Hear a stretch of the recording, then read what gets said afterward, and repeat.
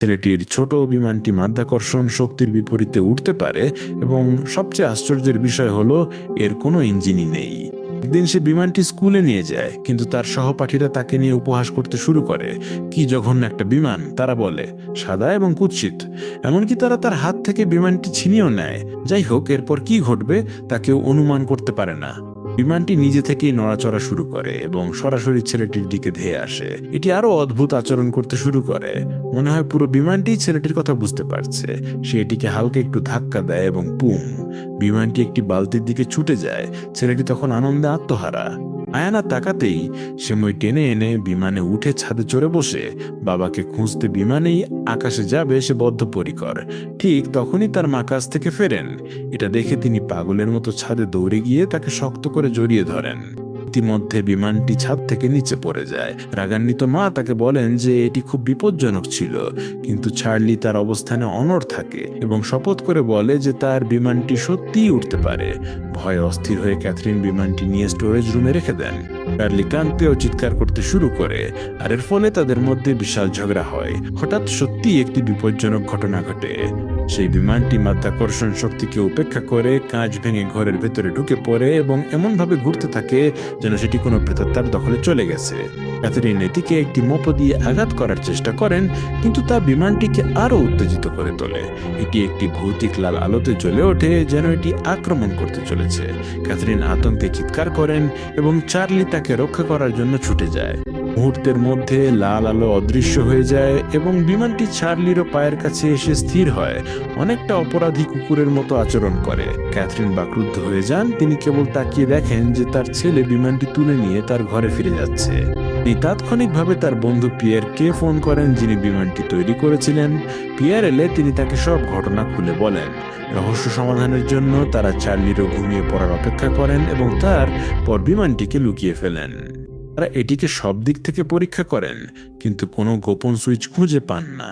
Peer এটি বিশ্বাস করতে পারেন না এবং এটিকে আঁচড় দেওয়ার জন্য একটি ছুরি বের করেন, কিন্তু আশ্চর্য, এতে একটি আঁচড়ের দাগও পড়েনি। বিমানটি যে একেবারেই সাধারণ নয় তা বুঝতে পেরে পিয়ার দ্রুত এটিকে ল্যাবরেটরিতে নিয়ে যান। বিমানের মডেলটি সত্যিই খুব অদ্ভুত। পুরো শরীর স্ক্যান করার পর গবেষকরা আবিষ্কার করেন যে এতে কোনো ইলেকট্রনিক যন্ত্রাংশ নেই। তারা সম্পূর্ণ অবাক হয়ে যান, কারণ এটি সমস্ত বৈজ্ঞানিক যুক্তির পরিপন্থী।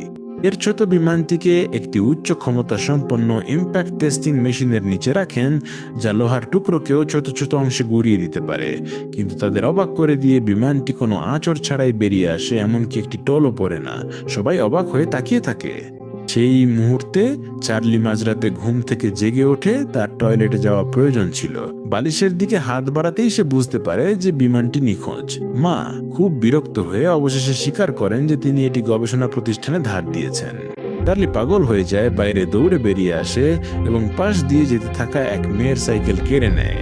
দ্বিধা না করে সে সাইকেলে ওঠে এবং পুরো গতিতে ইনস্টিটিউটের দিকে রওনা দেয়। মাত্র 10 মিনিটে তারা সেখানে পৌঁছে যায়। অত্যন্ত সুরক্ষিত সেই ল্যাবরেটরিতে ঢোকা সহজ নয়, কিন্তু এই শিশুদের একটি পরিকল্পনা আছে। প্রবেশদ্বারে গার্ড ছিল অবশ্যই। হঠাৎ মেয়েটি তার পা চেপে ধরে এবং এমনভাবে চিৎকার করতে শুরু করে যেন সে প্রচন্ড যন্ত্রণায় আছে, বিপদে পড়ার ভান করে। গার্ড সেই ফাঁদে পা দেয় এবং পরীক্ষা করতে এগিয়ে যায়, আর এটাই ছিল চার্লির জন্য সংকেত। সে নিচু হয়ে ভেতরে ঢুকে পড়ে। আশ্চর্যজনকভাবে সে তার মূল্যবান ছোট বিমানটিকে খুঁজে পায়। পিয়ার যখন ফোনে কথা বলছিলেন, চার্লি নিনজার মতো এগিয়ে যায় এবং সেটিকে নিয়ে নেয়। তারপর সে একটি আলমারির নিচে লুকিয়ে পরে নিঃশব্দে পালানোর কথা ভাবে। কিন্তু পিয়ার ফোন রেখে যেই পেছনে ঘোরেন, তার চোখ যেন কপালে উঠে যায়, যেন সে বিস্ফোরিত হবে। বিমানটি কোথায় গেল? তিনি ঘরটি স্ক্যান করেন এবং আলমারির পেছনে চার্লিরও মাথার অর্ধেক অংশ দেখতে পান। পিয়ার ধীরে ধীরে এগিয়ে আসেন, কিন্তু ঠিক তখনই হঠাৎ আলমারিটি প্রচন্ডভাবে কাঁপতে শুরু করে, যেন সেটি কোনো ভূতের দখলে আছে। হঠাৎ এটি পিয়ারের ওপর ধসে পড়ে এবং দেখা যায় ছোট বিমানটি চার্লির পিঠের ওপর রয়েছে। কোনো সময় নষ্ট না করে চার্লি এমনভাবে দৌড় দেয় যেন তার জীবন ঝুঁকির মুখে। ল্যাবের অ্যালার্ম প্রচন্ড শব্দে বাজতে শুরু করে এবং কয়েক সেকেন্ডের মধ্যে নিরাপত্তার ক্ষেত্রে বিশৃঙ্খলা সৃষ্টি হয়। সর্বত্র গার্ড, মনে হয় গোলকধাঁধা থেকে পালানোর কোনো পথ নেই। চার্লি জরুরি প্রস্থান পথ দিয়ে বেরিয়ে আসে এবং জ্বলন্ত দৌড়বিদের মতো সিঁড়ি দিয়ে দৌড়াতে থাকে। সে তার বাবার অফিসের পরিচয়পত্র বের করে এবং ছাদের দরজা খোলার জন্য সেটিকে রিডারে সোয়াইপ করে। যখন গার্ডরা খুব কাছাকাছি চলে আসে, চার্লি বিমানটিকে তার শরীরের সাথে বেঁধে নেয়, দেয়ালের মই দিয়ে উপরে ওঠে এবং ছাদে পৌঁছে যায়। সেখানে সে ছোট বিমানটিকে শক্ত করে ধরে রাখে, ঠিক যেমনটা সে তার ছাদে করত। সে মিনতি করে বলে, দয়া করে আমাকে ওড়াও, এবং তাদের অবাক করে দিয়ে ছোট বিমানটি সত্যিই তাকে আকাশে তুলে নেয়। পিয়ার সেখানে স্তম্ভিত হয়ে দাঁড়িয়ে থাকে, মুখ খোলা অবস্থায়, বিশ্বাসই করতে পারছিল না। বিমানটি পাহাড়ের ওপর দিয়ে এবং শহরের ওপর দিয়ে উড়ে যায়।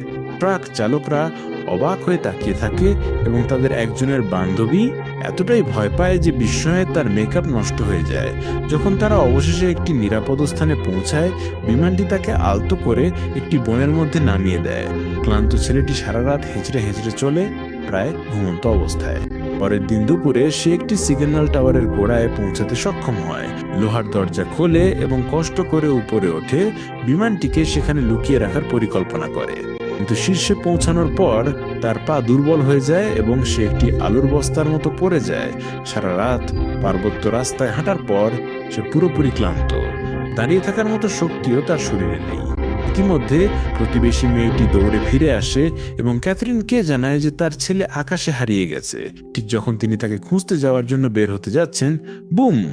ছোট বিমানটি একা একা উড়ে ফিরে আসে। ক্যাথরিন এবং মেয়েটি ঘরের ভেতর জোরসোর হয়ে বসে, কিন্তু বিমানটি মাঝ আকাশে ভাসতে থাকে। তারপর এটি ধীরে ধীরে পেছনে ফিরতে শুরু করে, যেন বলছে, আমাকে অনুসরণ করো। ক্যাথরিনের হৃদস্পন্দন বেড়ে যায় এবং দ্বিধা না করে তিনি মেয়েটিকে বাড়ি পাঠিয়ে দেন এবং গাড়িতে করে বিমানটির পেছনে ছোটেন। এবং সত্যি তিনি তাকে খুঁজে পান সিগন্যাল টাওয়ারের নিচে, চার্লি অচেতন অবস্থায় পড়ে আছে। যখন তিনি তাকে তোলার জন্য এগিয়ে যান এবং বাড়ি ফেরার প্রস্তুতি নেন, পিয়ের তার ঠিক পেছনেই হাজির হন। তিনি জানতে চান বিমানটি কোথায় এবং ক্যাথরিন তাকে টাওয়ারের দিকে ইশারা করেন। দ্বিধা না করে পিয়ের তার গাড়ির ডিকি থেকে একটি দড়ি বের করেন, বানরের মতো টাওয়ারে চড়ে বসেন এবং এটি ছোঁড়ার প্রস্তুতি নেন। তিনি গ্লাভস পরেন এবং বলেন, এটি গবেষণার জন্য প্রথম শ্রেণীর উপাদান। পিয়ের যে কোনো মূল্যে বিমানটি উদ্ধারের জন্য দৃঢ় প্রতিজ্ঞ। অবশেষে তিনি বিমানটির চারপাশে দড়ি জড়াতে সক্ষম হন, কিন্তু ঠিক তখনই এটি নিয়ন্ত্রণের বাইরে চলে যায়।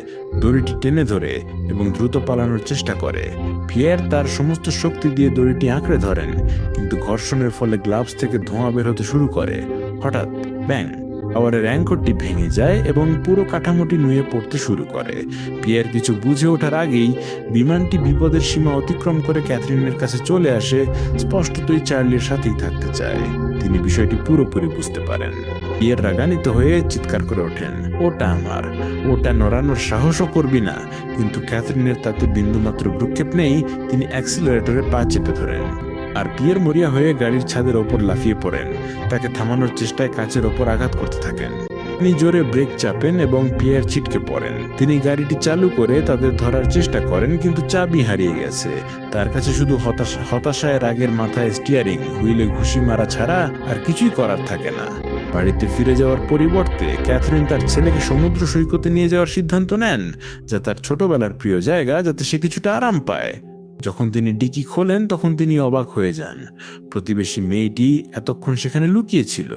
শোনো, এটা মডেল বিমানটি শুধু একটি খেলনা নয়, এতে যেন প্রাণ আছে এবং চার্লির সাথে খুব শক্তিশালী টেলিপ্যাথিক সংযোগ রয়েছে।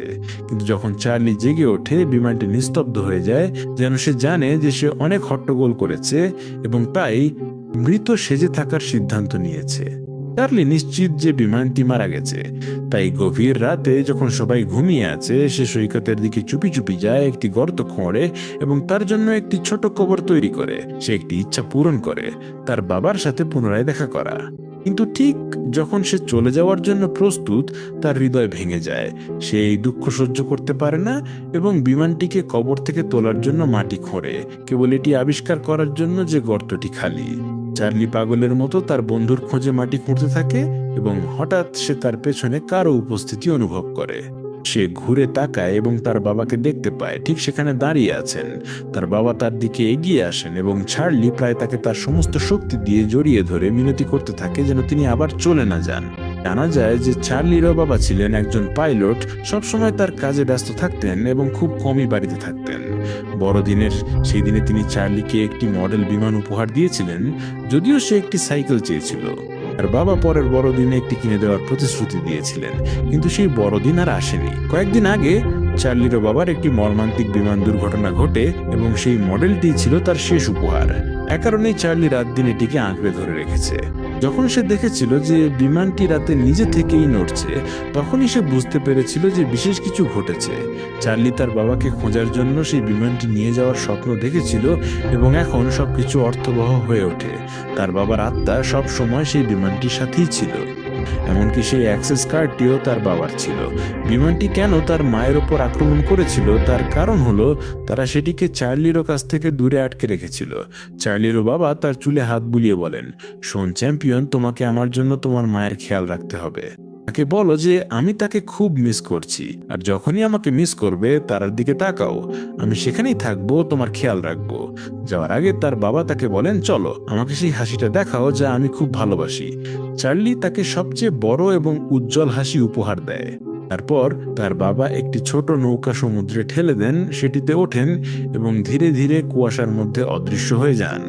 এক মুহূর্তের মধ্যে এটি একটি খসে পড়া তারায় পরিণত হয়, আকাশ চিরে এবং সব তারার চেয়ে উজ্জ্বল হয়ে ওঠে। পরের দিন চার্লি পর্দা টেনে দেয় এবং তার মাকে জাগিয়ে তোলে। সে মায়ের সাথে বাড়ি ফেরার জন্য প্রস্তুত। সে তার মাকে সব ঘটনা খুলে বলে, কিভাবে তার বাবা এখন আকাশের সবচেয়ে উজ্জ্বল তারা এবং সে তার বাবার মিশন চালিয়ে যাবে। সে তার মায়ের পাশে থাকার ব্যাপারে দৃঢ় প্রতিজ্ঞ, যাই ঘটুক না কেন। কখনো কখনো ভালোবাসা যে মিরাকল ঘটাতে পারে তা ব্যাখ্যা করার জন্য যুক্তি যথেষ্ট নয়। যখন আমরা প্রিয়জনদের বিশ্বাস করি আর তাদের পাশে থাকি, তাদের স্বপ্ন থামাই না, তখন বুঝি আসল বিষয়ে কিছু কাজ করে তা প্রমাণ নয়। বিজ্ঞানও যখন উত্তরহীন, তখনও একসঙ্গে থাকা। এভাবেই শেষ এই দুর্দান্ত সিনেমা। এমন আরও অবিশ্বাস্য ভিডিও চাইলে এই ভিডিওটি দেখার পরামর্শ দিই।